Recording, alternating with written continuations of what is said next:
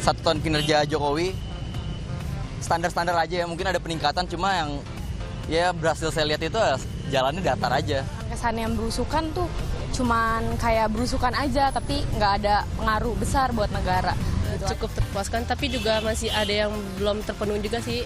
Ide-idenya bagus, cuman pelaksanaannya belum cukup memadai gitu aja sih. Belum kelihatan ya, baru setahun ya. Mungkin nanti kalau udah 3, 4, 5 tahun mungkin baru tahu ya kalau saya gitunya. Buat pendidikan mungkin udah bisa biayain sampai SMA ya. Cuma kalau buat kuliah kayak masih terlalu mahal gitu.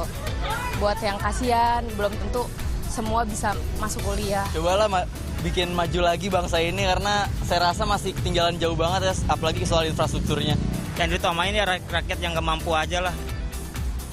Jadi jangan orang-orang yang di atas dulu yang diutamakan. Pak Jokowi lebih memperhatikan ke sektor pangan ya gitu, biar apa-apa tuh murah. Masalah harga di pasar itu nggak terlalu tinggi. Itu tadi sebagian dari suara masyarakat 1 tahun pemerintahan Presiden Joko Widodo dan juga Wakil Presiden JK. Kira-kira apa yang sudah berjalan on track dan apa yang masih perlu kita evaluasi atau perbaiki. Untuk itu kita akan bahas bersama, terutama kali ini dari perspektif mata masyarakat yang diwakili oleh seorang publik figur yang aktif sekali menjembatani suara masyarakat media sosial, Melanie Subono, dan juga budayawan Sujiwo Tejo. Selamat pagi Mbah dan juga Mbak Melanie. Pagi. Pagi. Melanie. Ada pernyataan menarik darimu di bulan Januari tahun ini. Itu bohong. Kita coba konfirmasi ya. Jadi di bulan Januari tahun ini Melanie pernah mengatakan begini. Saya sedang dan masih menanti presiden saya menjadi seorang presiden. Itu di bulan Januari. Nah, apakah kini Presiden Joko Widodo sudah menjadi presiden bagi Anda, Melanie? Buat saya plus minus ya. Maksudnya saya percaya setiap pemerintahan, setiap apapun itu pasti ada plus ada minusnya gitu. Jadi plusnya ada, minusnya juga ada. Dalam aku nggak bisa ngomong banyak mungkin dari seni atau dari hal, aku coba bicara dari hal yang aku sangat mengerti gitu. Misalnya kita ngomong alam atau buruh. Kalau nggak salah aku sempat nulis itu pada saat lagi kenceng-kencengnya waktu itu mau ada hukuman mati. Buat saya itu agak kontradiktif ya.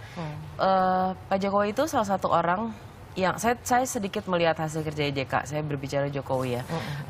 Pak Jokowi itu salah satu orang yang sangat aktif mencoba menghentikan para buruh migran Indonesia di luar negeri yang terkena hukuman mati. Dia tidak pengen ada lagi orang Indonesia yang dihukum mati di luar negeri. Di saat bersamaan dia melancarkan hukuman mati di Indonesia.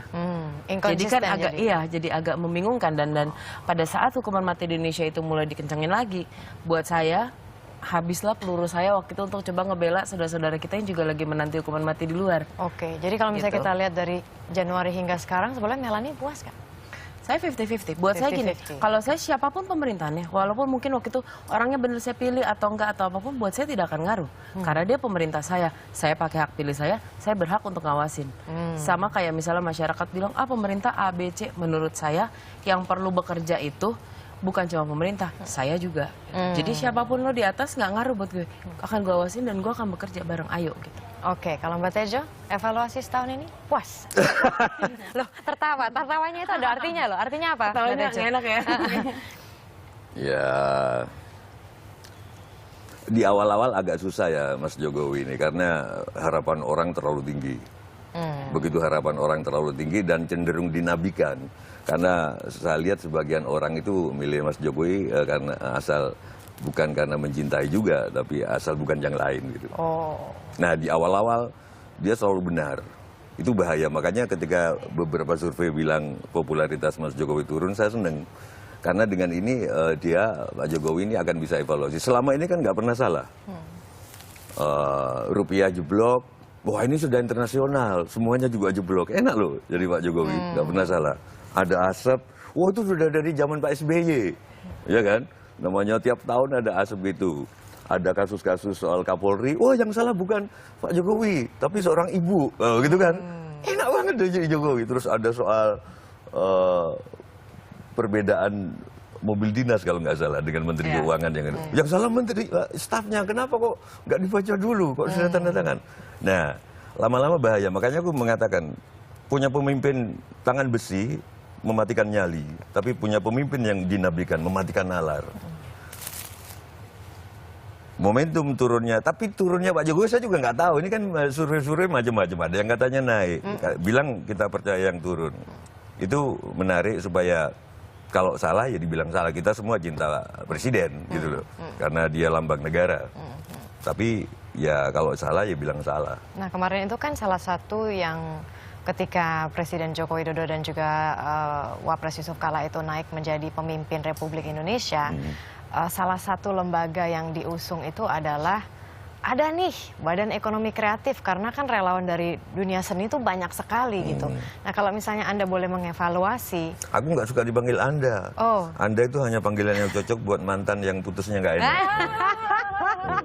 Panggil kamu atau sampean.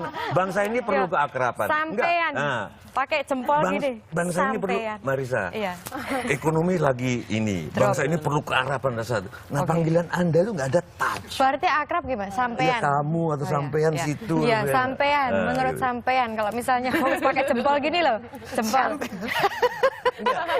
Ada Badan Kreatif Ekonomi pun percuma, salah satu. Nah, tapi itu enggak, Pak Jokowi itu jarang banget hadir di wayangan. Tapi kalau metal datang. Kalau yang metal apa yang memang rame? Saya bukannya anti kesenian asing, tapi saya menyerap banyak kesenian. Bangsa kita itu menyerap banyak hal. Tanjidor itu kan ada, saksofon ada. Nah, maksud saya Pak Jokowi ya bolehlah hadir ke metal, ke mana, tapi mungkin ke Bon Jovi. Tapi mbok kalau diundang wayangan itu hadir. Kesenian tradisional itu hadir. Jadi nanti Pak Jokowi bukan cuma mengembalikan gitarnya Metallica, tapi misalkan Pak Jokowi mengembalikan wayang emas pemberian Sujiwo Tejo. Waduh, gitu. asik Karena gitu. Jadi adil. Oke. Jadi ada fokus kepada kesenian nasional. Pak Jokowi mengembalikan selendang sutra emas dari seorang penari Jaipong. Berarti kan karena dia hadir. Tapi itu keren loh kalau bisa. Iya, ke KPK gitu. Iya, betul. Kalau belum bubar ya. Waduh, jangan sampai. Nah, menurut Melanie kan sangat aktif sekali di sosial media begitu, selalu membuat gerakan-gerakan yang mendapat dukungan banyak sekali, apalagi dengan Twitter follower yang begitu banyak, 600.000 lebih gitu. Nah, sebetulnya kalau misalnya ketika sedang menggalang dukungan, Melanie kan pasti mendengar suara masyarakat tuh, oh begini terhadap pemerintahan zaman sekarang. Apa sih suara-suara yang sangat aku dengerin ya, karena even pada saat kemarin Pilpres itu aku sama sekali tidak mau ada di event ya itulah yang 2 jari lah, yang ini segala macam. Aku netral, orang tidak perlu tahu pilihan saya siapa, tapi saya di masyarakat netral gitu, karena aku pengen jadi bagian dari ini, gue rakyat nih. Gue mengerti pada saat gue teriakin asap, sebelumnya gue sudah ada di sana, gue turun bareng petani, gue kerja bareng buruh sehari-harinya, jadi gue benar-benar tahu dan gue pertahanin itu.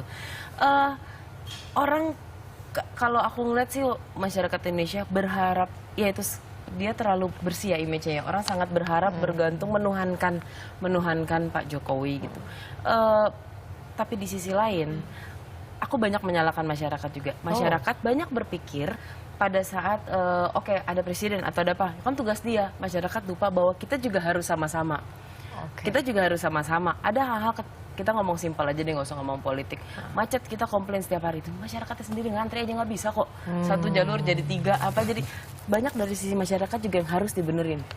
Kalau mau ngeliat negara ini membaik, bukan cuma tugas pemerintah, kita juga mesti banyak belajar. Dan itu setiap kali yang masuk ke aku coba kembaliin itu menjadi mereka bisa ngerti pola pikirnya. Oh ya Mbak, kita juga ya Mbak. Oh ya Mbak, emang aku juga harus berjuang gini ya. Jadi itu juga aku kembalikan, ketimbang kita cuman nunjuk ke orang yang kita juga nggak tahu dia dengar apa enggak gitu kan. Jadi mendingan aku kembalikan ke masyarakat juga, karena banyak dari masyarakat sendiri yang juga perlu dibenerin. Banyak dari masyarakat, peran masyarakat, terutama tadi kan sempat mengangkat juga masalah ekonomi begitu. Nah, Mas Sujiwo, kita bicara mengenai ekonomi, Anda pernah mengatakan bahwa kenapa sih? Anda lagi. Iya, sampean pernah mengatakan bahwa kenapa sih kita heboh investasi luar negeri? Kenapa nggak masyarakatnya? Kita mulai dari masyarakat. Maksudnya seperti apa? Ya ketika Pak Jokowi menginikan revolusi mental dan nawacita dan lain sebagainya, saya ngelihat, oh ini semangat Bung Karno. Kayak waktu mau ngemerdekain kan urunan dari orang Aceh, orang Ternate, orang Aceh nyumbang pesawat dan lain sebagainya. Kita nggak punya dana loh pas proklamasi itu. Bayangan saya, Pak Jokowi bisa itu, sehingga nggak perlu ngemis-ngemis ke Cina, ke dunia internasional, ngumpulin dana-dana orang kaya itu banyak di tanah air. Caranya gimana Mbak Tejo? Ya yakinkan bahwa ini betul-betul demi kita semua. Saya kira bayangan saya itu. Jadi kita pede sebagai bangsa 250 juta loh, lebih. Satu orang misalkan yang miskin itu 100 perak. Terus yang agak kaya dikit 1000, kayak saya mungkin 2000 gitu ya gitu loh. Terus kayak Marisa bisa 10 juta atau apa gitu. Alhamdulillah. Guru Net TV bisa rata-rata 20 juta lah satu orang kan bisa kan. Itu belum konglonya. Itu bisa bikin kereta api cepat, bikin jalan tol, bikin saya kira itu. Nah, itu yang belum saya lihat, kepedean sebagai bangsa kok belum ada. Jangan lagi nanti 100 hari terlalu cepat untuk menilai Pak Jokowi sama JK. Sekarang sudah setahun, masih perlu adaptasi. Terus kapan maneh? Oke. Nanti keburu Marisa rambutnya lebih pendek lagi dari ini kan gimana gitu. Iya Mbak Tejo. Mbak Tejo, dulu masyarakat ini kan memilih Presiden Jokowi dengan euforia yang begitu besar gitu. Tapi kenyataannya sekarang kondisinya seperti ini. Bagaimana tanggapan Anda sampean? Sebetulnya kalau kita lihat dari sejarah ya, nggak ada yang mulus loh.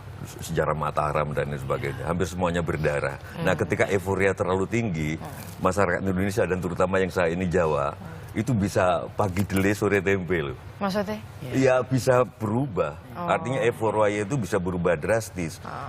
Tapi untung misalkan dolar, aku bukan ekonom, tapi kalau misalkan sampai tembus 15.000, aku nggak tahu reaksi masyarakat itu cepat sekali dari memuja ke memaki itu batasnya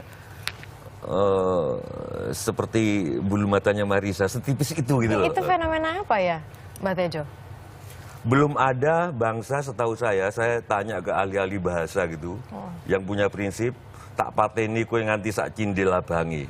Jadi aku bunuh kamu sampai seanak cicit-cicitnya itu. Kecuali orang Jawa. Saya sebagai orang Jawa kadang-kadang agak malu juga.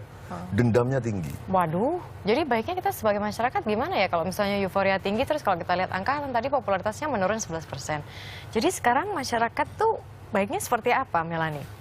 Nempatin diri di mana? Gini, sadar bahwa sebenarnya dua-dua pihak harus ada masyarakatnya ya, pemimpinnya ya. Kita sama-sama manusia, sama-sama orang Indonesia.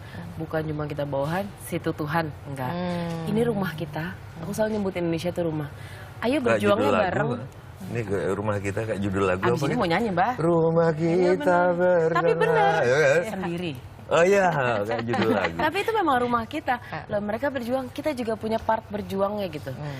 Jangan cuma ngelihat minusnya, plusnya juga ada kok. Kalau berbicara buruh sekarang ada Desbumi, Desa Buruh Migran, walaupun kecil tapi itu sudah mulai menunjukkan bahwa pemerintah harusnya hadir hal seperti itu gitu. Jadi kita berjuangnya sama. Lo nggak bisa cuman kayak pacaran deh, hari ini gue tembak, besok kalau nggak enak putus kita nggak bisa kan, ya kan sama, kita juga ya sama, ini kita pilih, ayo berjuang bareng, kalau nggak suka keluar dari negara ini. Ini masih rumah lo, ini pemimpin lo, ayo sama-sama kita jalanin.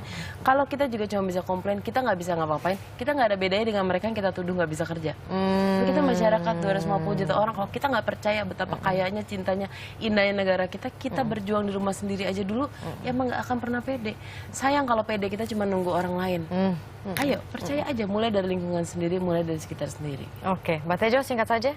Ada pertanyaan mau menambahkan atau bagaimana? Enggak, yang kedua yang kayaknya akan dimainkan terus dan agak ini Pak Jokowi mesti lebih tegas ke depannya bahwa seperti salah satu ayat di kitab suci bahwa bagimu agamamu, bagiku agamaku. Jadi karena ini kayaknya akan terus dimainin sekarang di Aceh kan. Nanti tapi kalau Pak Jokowi bilang mari kita saling menghormati keyakinan masing-masing, nggak usah saling mengganggu. Yang mau jilbaban silahkan, yang nggak juga silahkan. Yang mau masuk agama ini silahkan, yang akan suka beres. Oke, jadi kalau misalnya dari Mbak Tejo ketegasan, kalau dari Melanie ini adalah rumah kita bersama. Jadi tidak hanya tugas dari para pejabat-pejabat saja, tapi kita juga sebagai masyarakat jangan komplain aja, tapi juga buat dan mungkin Pak Jokowi perlu agak gemukan dikit gitu. Oh iya, agak gemukan. Aku pengen ajak makan-makan deh. Oh iya, oke baik. Terima kasih banyak Mbak Tejo dan juga Melanie sudah hadir di sini. Dan berikutnya kita juga akan dengar suara dari para pelaku ekonomi kreatif yang akan hadir sesaat lagi di Indonesia Morning Show.